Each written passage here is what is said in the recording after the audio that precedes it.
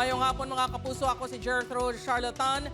Pulis nga kabahin sa Iloilo Provincial Drug Enforcement Unit na tiruhan sa drug bypass operation sa Banwa sang Oton. Subject kag ginatudlo gunman nakapalagyo.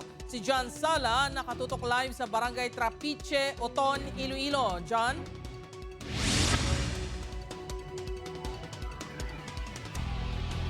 Jert, padayon pa ginaayam sa Iloilo Police Provincial Office ang subject sa drug bypass operation kag pakaisa sini nga nagtiro sa operatiba matapos nga makapalagyo ang duwa. Naptad sang gabi ang pagpatigayon sa drug bypass operation sa operatiba sa sitio Tuburan, Barangay Trapiche, Oton, Iloilo kagabi. Target sa operatiba ang high-value individual nga si alias Mike. Alas 3 ang hapon nagsugod na transaksyon sa pusher buyer sang kapulisan kag ni alias Mike. Apang alas 7 na kagabi nadakpan na subject malapit sa Ilabalay. Sang magsugod na pag-imbitaryo sa operatiba ila na tulupangdan nga may tawo sa sulod sang balay sang subject.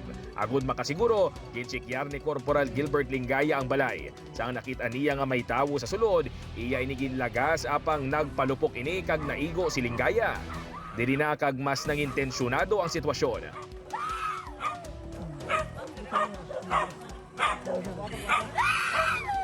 Pabatian ang singgitan sang isa ka babayi nga ginapayag asawa sang subject.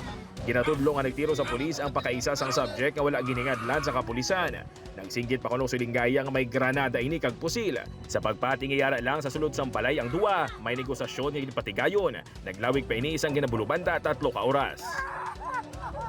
Kaya medyo iniingatan natin yung negotiations kasi isa sa declaration ng isang operatives natin nung nakatakbo, nakakuha ng granada. Sa ulihi, ginpuwersa sa pulis kasudlon ang balay apang wala na ang duwa.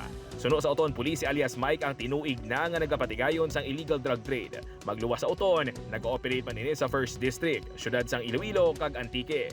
Ang isa niya rin sinikautod na bypass man naton last year, which is na bilong man to sa high value individual. Kag sa aton monitoring, hindi ni sa cooperative, tungod siya ang nagbulos ang utod sa ilang pagbaligya sa illegal na droga. Nagapabilin sa ospital si Corporal Lingaya matapos sa igo sa iyan na walang abutkon. Ginpadulungan sa news team ang balay nanday alias Mike kag sang pakaisa sini apang wala sang tawo halin pa kaina sang kaagahon suno sa kasilingan.